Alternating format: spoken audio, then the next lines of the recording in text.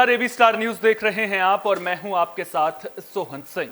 वक्त हो चला है अपना यूपी का, जिसमें सबसे पहले बात करेंगे नोएडा की सड़कों पर स्टंटबाजी की। दरअसल नोएडा की सड़कों पर स्टंटबाजी का एक और वीडियो वायरल हो रहा है, जिसमें लड़कों के साथ एक लड़की भी स्टंटबाजी करती हुई नजर आ रही है। वायरल वीडियो नोएडा के एलिवेटेड रोड का बताया जा रहा है। वीडियो में लड़की लड़कों के साथ चलती गाड़ी की खिड़की से बाहर निकलकर जान जोखिम में डालकर स्टंटबाजी करती हुई नजर आ रही है, जो अब खूब वायरल हो रहा है। आप भी इस वीडियो में देख सकते हैं किस तरह से एक लड़की और कुछ लड़के दो गाड़ियों पर सवार हैं और गाड़ी की खिड़की से बाहर निकलकर स्टंट करते हुए नजर आ रहे हैं। हालांकि ऐसा नहीं है कि स्टंट करने वालों पर, स्टंटबाजों पर पहले पुलिस ने कार्रवाई नहीं की है, लगातार कार्रवाई भी देखने को मिल रही है, लेकिन इसके बावजूद नोएडा की सड़कों पर स्टंटबाजी के मामले थमने का नाम नहीं ले रहे हैं।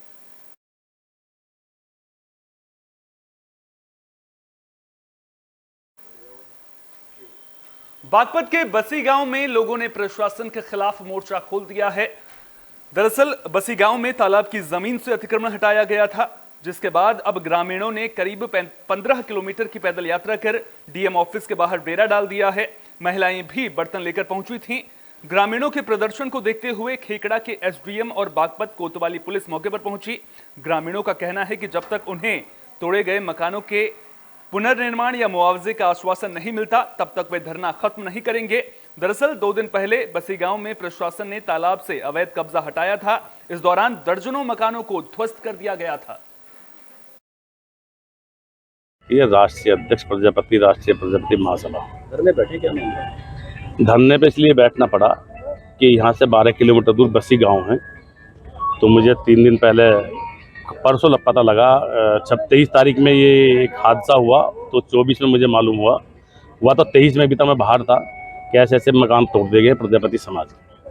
तो मैं कल वहाँ पे बसी गांव में पहुँचा और मैंने वहाँ जाकर देखा कि वहाँ पे जो है प्रजापति समाज जो जितना तालाब के पास बसा हुआ था, उनके सभी के मकान बिल्कुल ध्वस्त कर दिए, उसमें कुछ भी नहीं छोड़ा। उनका जो अंदर तक का था सब कुछ, गाट और सिल्ली सब कुछ खत्म कर दिए। सर, मामला ये है कि अभी जो मकान ढाए गए हैं, एकदम से ना नोटिस, कोई नोटिस नहीं था और एकदम से ऐसे अचानक मकान ढा दिए। क्योंकि ऐसे छत नहीं है सर, तो कहाँ जाए ये बताइए। चाहते क्या हैं आप? हम ये चाहते हैं क्या, मतलब वो जगह ना दे के हमें कोई और जगह दी जाए, या फिर पहले बता दिया होता या नोटिस दे दिया होता तो हम अपनी रहने की व्यवस्था करते। इसी कारण हमारा कहना यह है कि हम अपने समाज के लिए और हमारा समाज जिसका भी मकान टूटा है, सभी धरने पे बैठेंगे, भूखे मरेंगे, प्यासे मरेंगे, लेकिन अपनी जमीन या फिर अपना घर ले। शामली से पुलिस और बदमाशों के बीच मुठभेड़ की खबर है। पुलिस की गोली लगने से 2 बदमाश घायल हो गए हैं। मुठभेड़ के बाद पुलिस ने 3 बदमाशों को गिरफ्तार किया है, जिन पर लूट की वारदात को अंजाम देने का आरोप है। मुठभेड़ में एक पुलिसकर्मी भी घायल हुआ है। आरोप है कि इन बदमाशों ने शामली में 22 और 24 जून की रात को लूट की वारदात को अंजाम दिया था। बलवा गांव के पास बाइक सवार बदमाशों ने 2 अलग अलग लूट की वारदातों को अंजाम दिया था। मोबाइल और नकदी लूटी थी। वहीं 24 जून को भी रात में एक व्यक्ति के साथ मोबाइल और नकदी समेत कीमती सामान की लूट की वारदात को अंजाम दिया गया था। ये बदमाश एक बार फिर लूट की वारदात को अंजाम देने की फिराक में थे, लेकिन उसकी भनक पुलिस को लग गई। मुठभेड़ के बाद पुलिस ने तीनों बदमाशों को बलवा बाईपास से गिरफ्तार किया है। जो 2 बदमाश घायल हुए हैं उनका नाम वसीम और सौरभ कुमार है, जबकि तीसरे बदमाश की पहचान सौरभ पवार के रूप में हुई है। गिरफ्तार बदमाशों से पुलिस ने अवैध असलहा और लूटी गई नकदी के साथ मोबाइल भी बरामद किया है। दिनांक 22/6/2023 बृहस्पतिवार और 24/6/2023 शनिवार को मोबाइल स्नैचिंग के कोतवाली में इंसिडेंट्स हुए थे। इन घटनाओं में तत्काल अभियोग पंजीकृत करते हुए अग्रिम विधिक कार्रवाई की जा रही थी और इन घटनाओं का सफल अनावरण करते हुए 3 अभियुक्त सौरभ, वसीम और सौरभ पवार, जो तीनों कांदला क्षेत्र के रहने वाले हैं, जिसमें 2 अभियुक्तों को मुठभेड़ में गिरफ्तार किया गया है। इनसे जो लूटे हुए मोबाइल फ़ोन तथा संबंधित नकदी 7,500 रुपये को बरामद किए गए हैं और इनसे 2 तमंचे 315 बोर के बरामद हैं। इसमें वसीम का पूर्व आपराधिक इतिहास है, जो बागपत से लूट के मुकदमे में 2018 में जेल गया था और संपूर्ण प्रकरण में अग्रिम विधिक कार्रवाई। मुजफ्फरनगर से हादसे की खबर सामने आ रही है। दरअसल एक ही परिवार के 3 बच्चों की पानी के गड्ढे में डूबने से मौत हो गई। दरअसल गांव के बच्चे खेल रहे थे, इसी दौरान 3 बच्चे पैर फिसलने के कारण पानी के गड्ढे में गिर गए थे। ग्रामीणों और पुलिस ने कड़ी मशक्कत के बाद कई फीट गहरे गड्ढे से बच्चे के शव को पानी से बाहर निकाला। इस घटना के बाद गांव में मातम पसर गया है।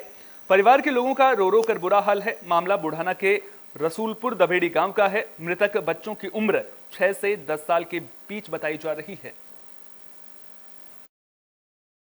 ये जी खेलते हुए ये खेल रहे थे, बारिश पड़ रही थी अभी थोड़ी थोड़ी हल्की। ये खेलते हुए खेत भी है हमारा उधर, और तो उसमें पथेर में थोड़ा थोड़ा पानी 1-1.5 फुट। इन्हें यूं नहीं पता था कि जेसीबी से गड्ढा उसमें वो गड्ढा इतना गहरा कि हम जब इन्हें काटे निकल ले तो हमारे सिर पर इतना इतना पानी उतर गया था। अब देख लो, ये है ना, ये बता रहे जो इनके साथ के छोटे वाले बच्चे कि इन्हें हमने पकड़े भी पर ये तो बैठते ही चले गए। इतना पानी जी सिर से ऊपर को पानी उतर रहा उसमें। तीन बच्चे थे जी, 2 बचिए वे किनारे पे पकड़ के ऊपर आ गए। फर्रुखाबाद में एक युवक की गंगा नदी में डूबने से मौत हो गई। वहीं दूसरे युवक को गोताखोरों ने सुरक्षित बाहर निकाल लिया है। मामला कादरीगेट थाना इलाके के पांचाल घाट गंगा तट का है। दरअसल ये दोनों युवक परिवार के 3 लोगों की पुलिस और आर्मी में नौकरी लगने पर गंगा स्नान करने आए थे। इसी दौरान दोनों युवक पानी में डूबने लगे थे। गोताखोरों ने नाव की बल्ली पकड़कर एक युवक को तो बचा लिया, लेकिन दूसरे युवक का काफी देर तक पता नहीं चल सका था, जिसके कई समय के बाद में गोताखोरों ने उस युवक को बाहर निकाला, लेकिन तब तक उसकी मौत हो चुकी थी। नहाते समय ये गंगा जी में डूब गए। क्या नाम है इनका? श्याम जी मिश्रा। कहाँ के रहने वाले हैं? जरहेरी थाना मीरापुर। एक किसका गंगा नहाने किसके साथ आए थे? गांव के लोग आए थे गंगा की पैनामन करने। पैदावन कौन किसकी थी? पैदावन कमल तिवारी की। तो सारे लोग होंगे। तो इनके साथ और कोई डूबा थे? अकेले ही डूबे हैं? ये 2 लोग डूबे थे। कौन कौन? एक लोग लड़का था, वो गांव का ही था, मिश्रा परिवार, इन्हीं के परिवार का था। हाँ। उसे तो नाव वाले ने बल्ली। मथुरा में पुलिस के सामने 2 गुटों के बीच खूनी संघर्ष देखने को मिला। पुलिस की मौजूदगी में ही जमकर लाठी डंडे और पत्थर उछले, जिसका वीडियो भी वायरल हो रहा है। मामला बरसाना के जाटव मोहल्ले का है। जानकारी के मुताबिक विवाद पार्किंग को लेकर हुआ था। इस दौरान पत्थरबाजी की वजह से श्रद्धालुओं की गाड़ियां मंदिर मार्ग पर ही फंस गई थी। पुलिस ने दोनों पक्षों के लोगों को भी हिरासत में लिया है, जिनसे पूछताछ की जा रही है। ये वीडियो आप देख सकते हैं अपनी स्क्रीन पर, किस तरह से पुलिस वहां पर मौजूद है, लेकिन उसके बावजूद किस तरह से वहां पर जाम की स्थिति पैदा हो गई थी, क्योंकि 2 गुटों के बीच में खूनी संघर्ष वहां पर देखने को मिला था। श्रद्धालुओं को इसकी वजह से खासी दिक्कतों का सामना करना पड़ा है।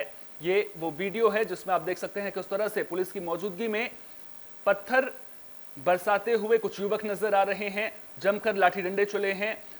कई युवकों को घरों में घुसकर उनके साथ मारपीट की बात भी निकलकर सामने आ रही है। हालांकि अब पुलिस दोनों पक्षों के कुछ लोगों को हिरासत में लेकर पूछताछ जरूर कर रही है।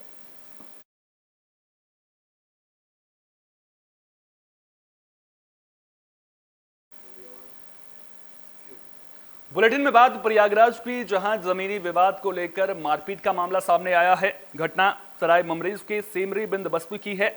आरोप है कि जमीन के विवाद को लेकर लालचंद्र बिंद और राम प्रताप बिंद ने पीड़ित और उसके परिवार पर लाठी डंडों से हमला कर दिया था। मारपीट की वजह से रमाशंकर बिंद और उसके पिता लालता प्रसाद बिंद के सिर पर गंभीर चोट आई है। मामले को लेकर पुलिस की कार्यशैली पर भी सवाल खड़े हो रहे हैं। पीड़ित का कहना है कि उन्होंने पुलिस से मामले की शिकायत की, लेकिन इसके बावजूद कोई कार्रवाई नहीं की गई है। हमारी जमीन है, हमारी जमीन में अवैध रूप से मकान बना रहे थे। तो कौन लोग बना रहे हैं मकान? समर बहादुर, जगदीश बहादुर। फिर इसके बाद क्या हुआ सर, हमारा रास्ता भी वहाँ से है। मैं रास्ते मांग रहा था, लेकिन रास्ते नहीं दिए। उसके बाद ये लोग मार करने के लिए तैयार हो गए। अच्छा, कौन लोग मारपीट कर रहे थे? लालचंद, समर बहादुर, जगदीश और ये हरीशचंद और विनोद कुमार। तो आपने फिर शिकायत कहीं पे किया है? शिकायत में थाने लेकर आया।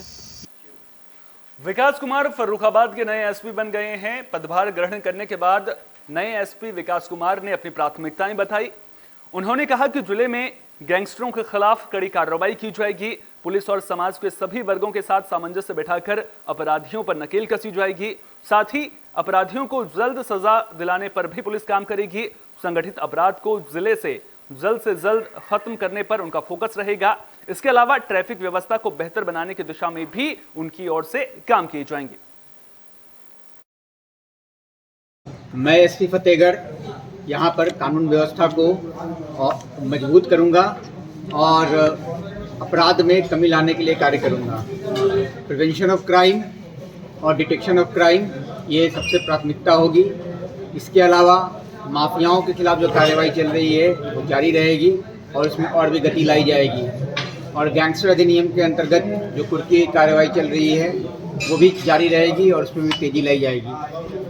मैं एसपी फतेहगढ़ यहाँ पर कानून व्यवस्था को मजबूत करूँगा और अपराध में कमी लाने के लिए कार्य करूँगा। प्रिवेंशन ऑफ क्राइम और डिटेक्शन ऑफ क्राइम ये सबसे प्राथमिकता होगी। इसके अलावा माफियाओं के खिलाफ जो कार्रवाई चल रही है वो जारी रहेगी और उसमें और भी गति लाई जाएगी।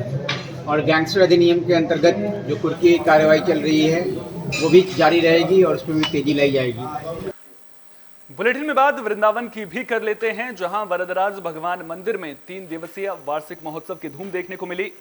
कार्यक्रम में यूपी सरकार में मंत्री बेबी रानी मौर्य ने भी शिरकत की। इस दौरान उन्होंने हयग्रीव रामानुज संस्कृत महाविद्यालय के भवन का भी उद्घाटन किया। इस दौरान बेबी रानी मौर्य ने भगवान वरदराज को दर्शन किए और खुद को भाग्यशाली बताया।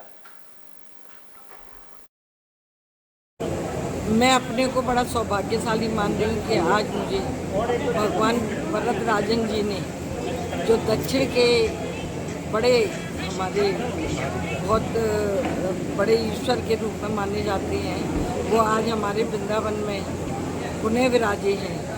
जो जीर्णोद्धार हुआ है, उनके मंदिर का कायाकल्प हुआ है, वो फिर से हम सबको आशीर्वाद देंगे सभी लोगों को। और इसके साथ संस्कृत महाविद्यालय का भी एक आज रिनोवेशन होके, कायाकल्प होके, उसका भी मैंने अभी उद्घाटन किया है। संस्कृत जो हमारी प्राचीनतम भाषा है, जिसमें सारे वेद। ग्रेटर नोएडा के सूरजपुर में एक तेज रफ्तार कार नाले में गिर गई। जिस वक्त यह हादसा हुआ उस वक्त कार में 5 लोग मौजूद थे। गनीमत यह रही कि कार सवार लोगों को इस हादसे में कोई नुकसान नहीं पहुंचा है।